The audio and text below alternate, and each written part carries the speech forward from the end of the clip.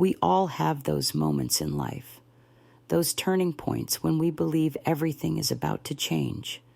For me, that moment came as I stood in the conference room, facing colleagues I once trusted, watching as my name failed to appear on the list of achievements I had helped build.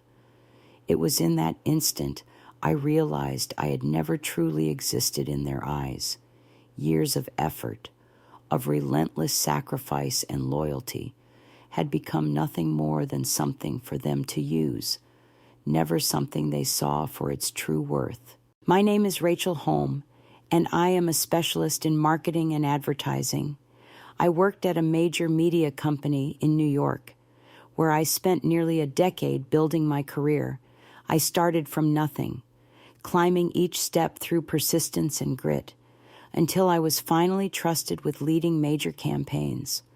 The kind of work I had once only dreamed of, this company, imperfect as it was, had become the place where I gave my all.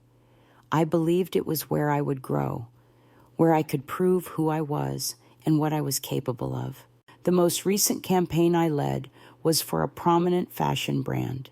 It was one of the largest our company had ever taken on, and I was placed in charge of the creative direction for 2 straight months. The team poured everything we had into it. I drained myself completely, staying up night after night to refine even the smallest detail because I believed that perfection was the key to success. And just as I had hoped, the campaign was an overwhelming success. Revenue skyrocketed for the brand, and our firm received waves of praise. For a brief moment, the sense of recognition, of being seen for what I had truly contributed, was almost euphoric. But I didn't expect that this moment of triumph would become the very trap that closed around me. That day, when we gathered to report on the campaign's results, I felt something shift in the room. Everyone smiled, complimenting the success of our work. But when David Summers, the CEO, stood up to speak, I could barely believe what I was hearing. He clapped and praised the brilliant effort of the creative team. Yet my name, Rachel Holm, was never once mentioned. I had led that campaign. I had crafted the entire strategy. And still, they said nothing about me. They erased me from the story. Even though I tried to keep a calm expression, I felt something numb begin to spread inside. I couldn't make sense of it. How could they disregard everything I had done? How could the people I had worked alongside, people I once called friends, choose not to acknowledge me? I had given them everything, and they gave me silence in return. That feeling, being surrounded by applause, by smiles, and yet not finding a single grateful glance or even the smallest gesture of recognition, was one of the most bitter feelings I've ever known. But it didn't end there. The truth that followed cut even deeper. A few days later, on what began like any ordinary morning, I opened my inbox to find a message from Human Resources. It announced that I would be reassigned to a different position, part of a personnel restructuring initiative. They didn't need to spell it out. I knew exactly what that meant. I was being pushed out. Someone who had given her youth and energy to this company was now being cast aside like a tool no longer needed. There was no thank you, no explanation. I wasn't seen as a person, just a part of the company's machine that had outlived its usefulness. But the real pain wasn't in being pushed out. It was in the betrayal of those I had trusted, the ones who had worked beside me, who had seen what I put into every project, stayed quiet. John, a colleague I once considered a close friend, stood up and accepted praise on behalf of the company. He mentioned my work, but only as a supporting element in his narrative. He took credit for the campaign, spinning the story as if the success had come from his direction. My effort, my sleepless nights, my strategy, it all became background noise to his rise. I tried not to let the disappointment cloud my vision. I sat still, smiling as if none of it mattered. But inside, something shattered. I had received no acknowledgement from the company, no defense from those I called friends, and now I was being discarded without even a gesture of thanks. My mind told me this was the nature of business, but my heart couldn't accept it. I didn't know what to do next. I felt like a failure. The world, once so full of possibility, suddenly felt like it had turned its back on me.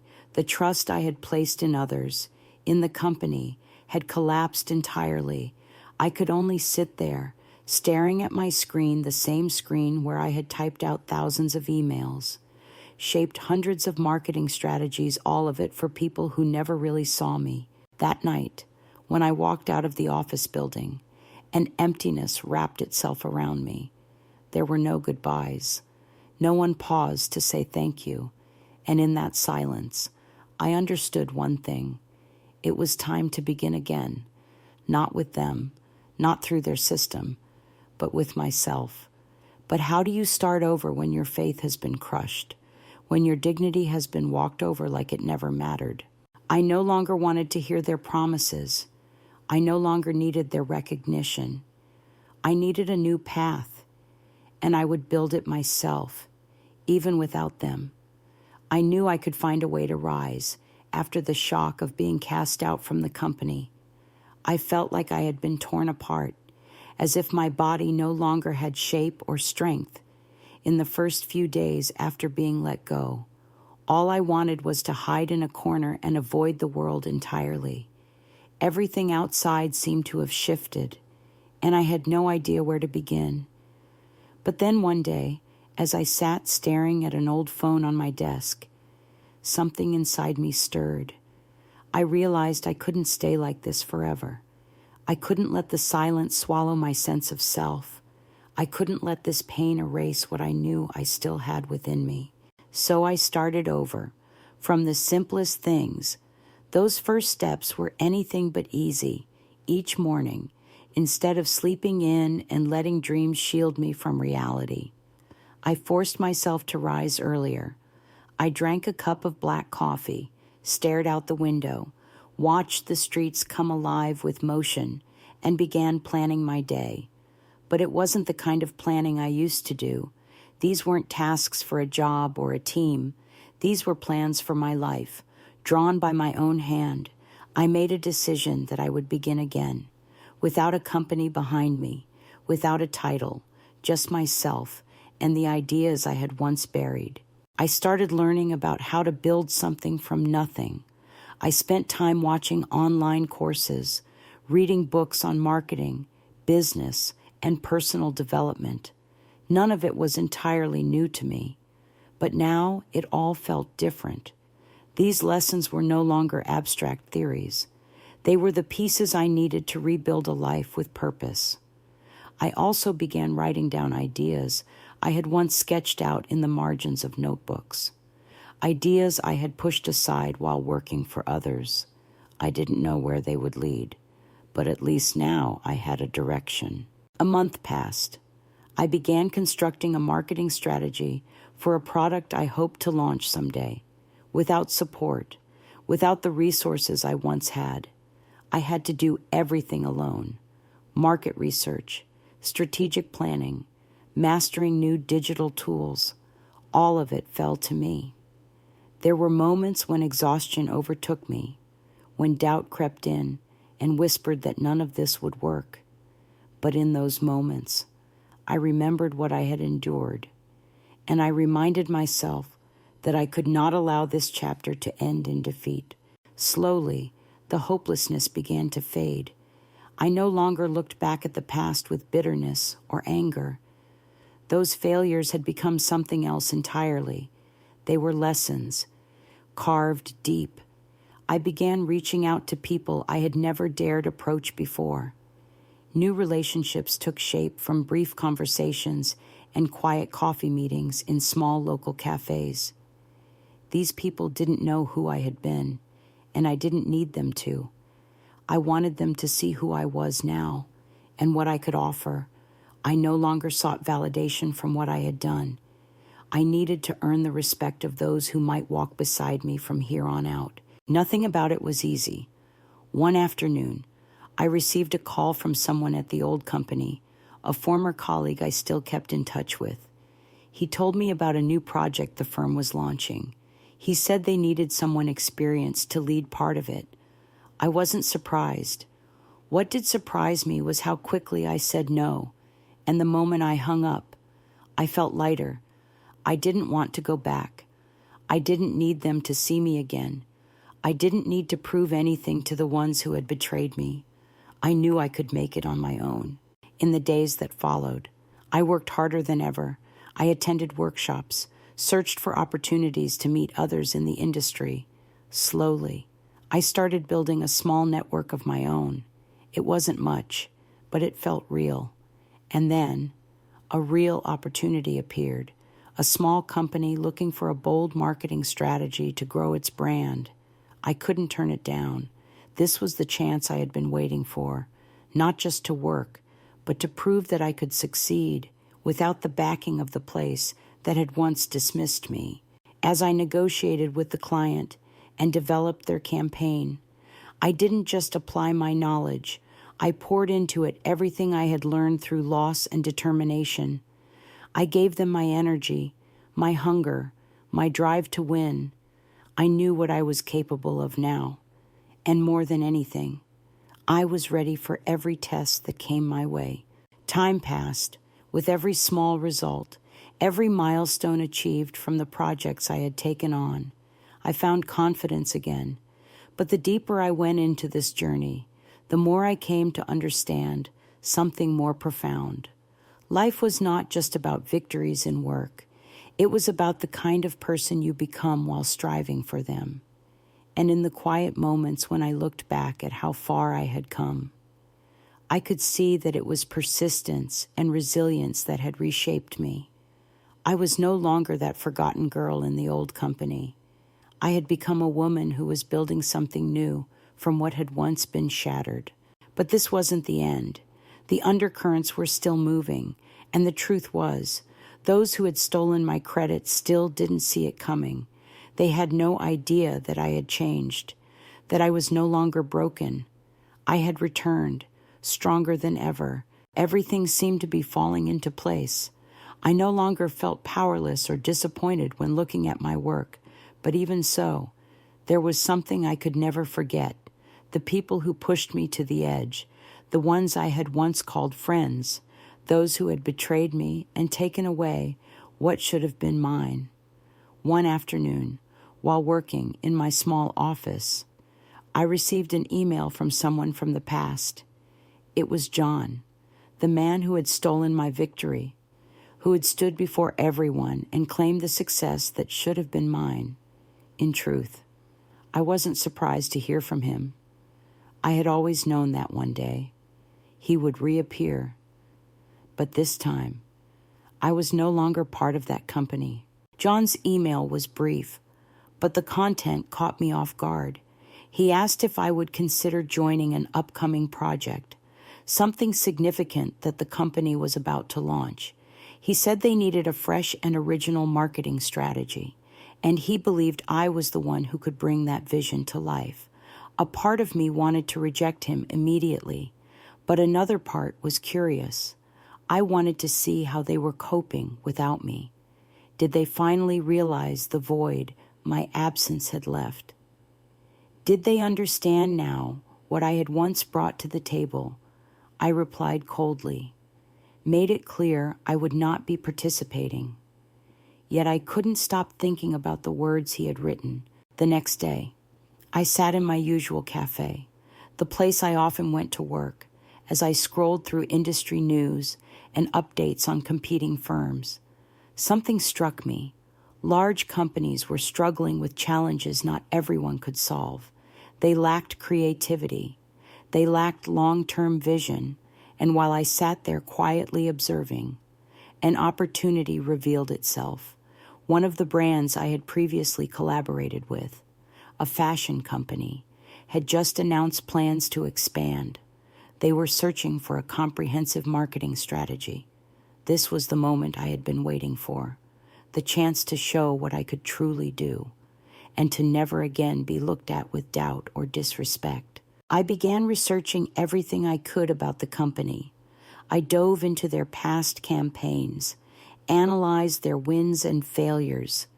I knew this would be a demanding opportunity, but it was exactly the challenge I needed. That spark returned. The excitement of preparing a new campaign kept my mind racing through the smallest details. I knew I couldn't afford to lose this time. I couldn't allow the old faces to see me once more through the lens of failure. After many sleepless nights, I finalized a complete marketing plan, offering fresh strategies to help the company recover and rise. I reached out to them, requesting a meeting. They quickly agreed, and when we met, everything went smoothly, but something subtle had changed. Their tone, their posture, their eyes. They no longer saw me as an outsider, but as a true strategic partner. I had earned that place, not through confrontation, but through the quiet, steady force of my success. Just a few weeks later, John called. His voice was tense, almost uneasy. He said, "Rachel, I need to talk to you. Can we meet?" I knew then that the company was truly struggling. Their recent marketing approach had failed, and they were now in steep decline.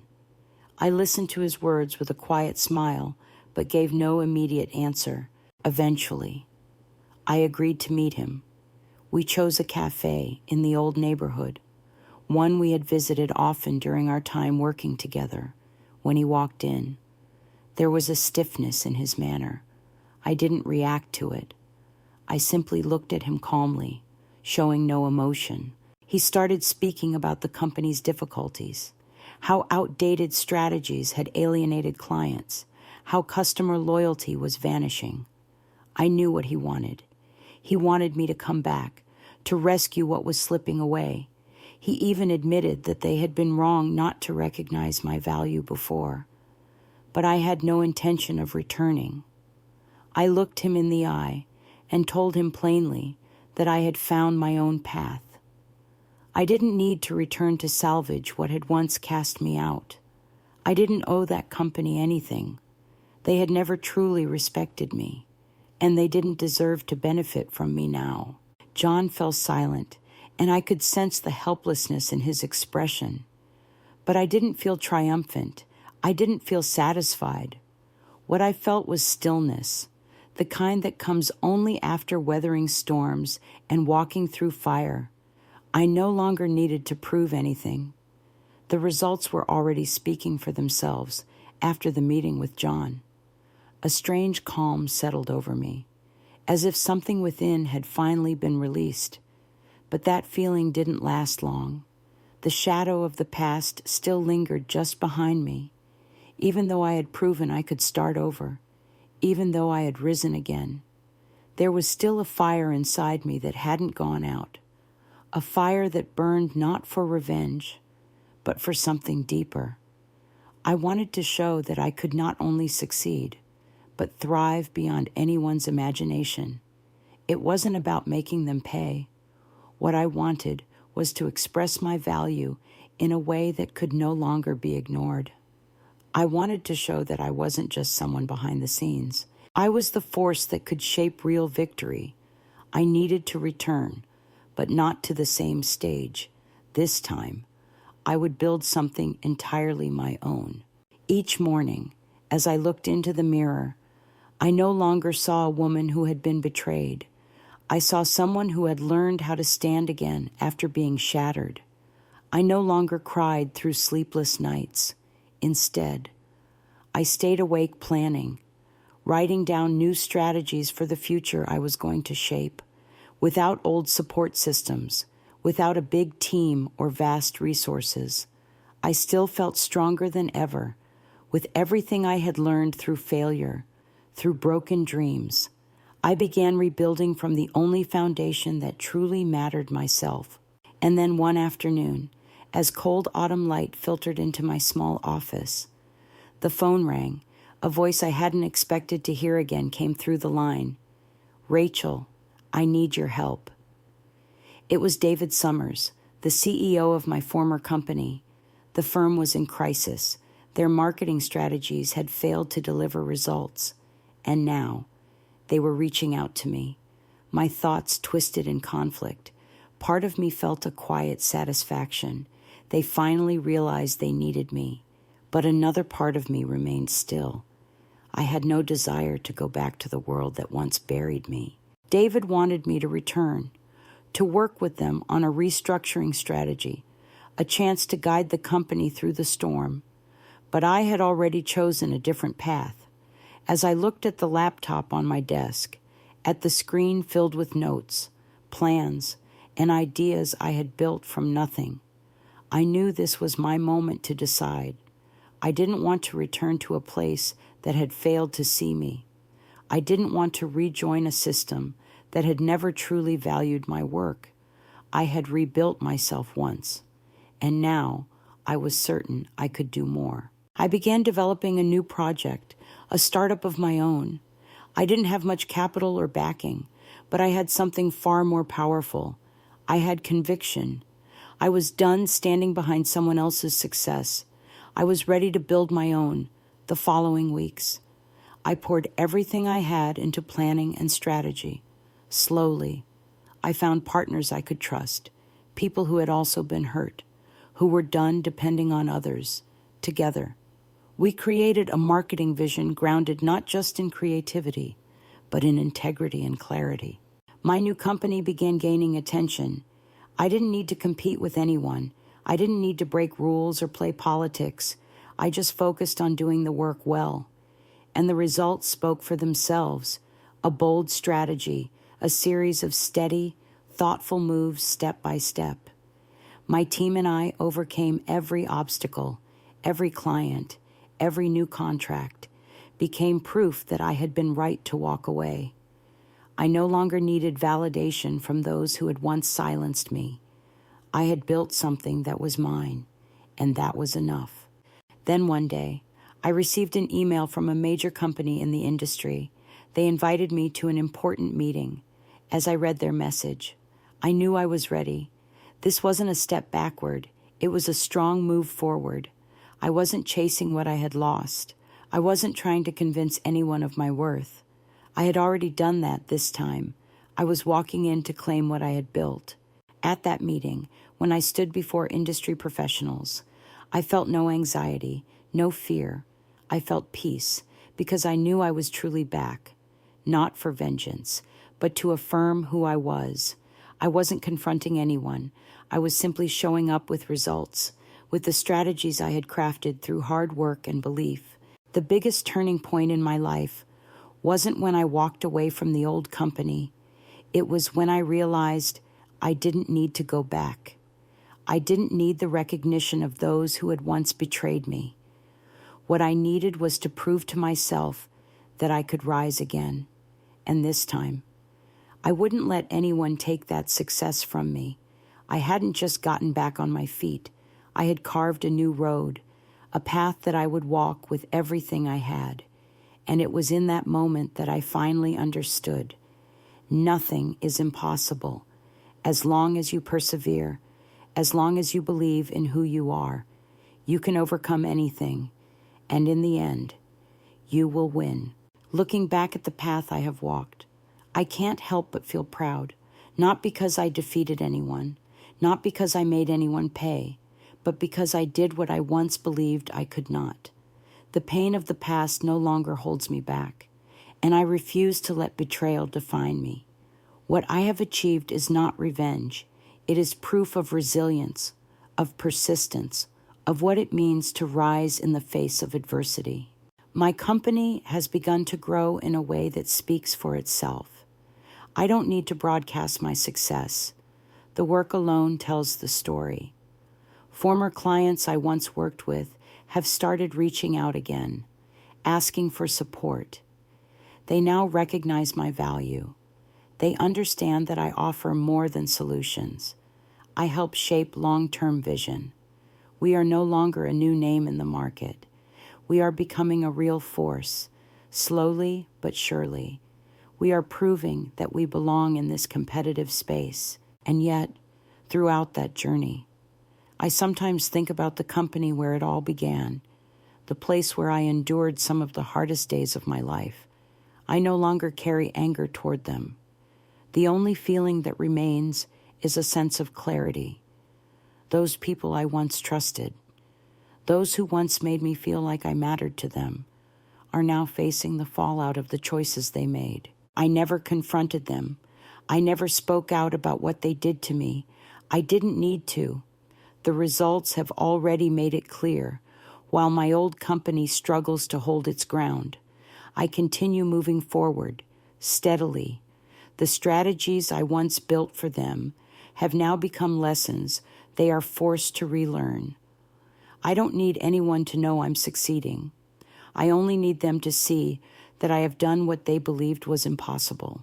When my company secured a major contract with a renowned tech brand, I didn't feel the rush of victory I had once imagined.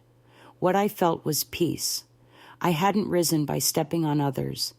I rose by working, by believing, by staying consistent. I chose my own path, and that path has led to undeniable results. Then came another call, this time from David, the CEO of my former company. He wanted to meet. He said the firm was facing serious problems. A part of me had no interest in hearing another explanation, but I knew his words weren't meant for me. I didn't need his regrets. I didn't need sympathy. What they needed wasn't my help. They needed to face what they had lost and take responsibility for what they had broken. So I declined to meet him, not because I wanted to see them fail, but because I no longer felt responsible for their mistakes. They had never valued me when I was with them, and now I would not allow them to pull me back. What they needed was not someone to return and rescue them. They needed to change. They needed to rebuild, and they had to do it without me. My success was never meant to be loud. It was never about revenge. It was about building myself again, quietly, from the ashes of disappointment. When I look at the company I've created, at the team I've brought together, I see something entirely new. We didn't just survive, we thrived, not because we had special advantages or powerful backing, but because we believed in ourselves. We trusted what we could do, and through that journey, I learned something that will stay with me. Sometimes, the true cost of success is not measured by what you conquer, but by what you're willing to endure and transform. The people who betrayed me are now facing losses of their own, not because I did anything to harm them, but because they let go of the one thing they should have protected most: trust, honesty, the ability to see the worth in someone before it's too late. They may try to return, but I am no longer there to carry their burden. I have chosen another road, one that I built, step by step, and that is what I am most proud of, because in the end, life is not about living for others. It's about living for yourself. It's about proving that every person has value, and only when you stand tall on your own can you truly see the wide and beautiful world waiting ahead. That is the message I carry for anyone who has ever been betrayed, abandoned, or overlooked. Never give up, because sometimes, in the moment when you feel like you have lost everything, you discover the strength to begin again. Success is not revenge. It is the quiet choice to keep going, even when the world turns its back on you. That is what true victory looks like.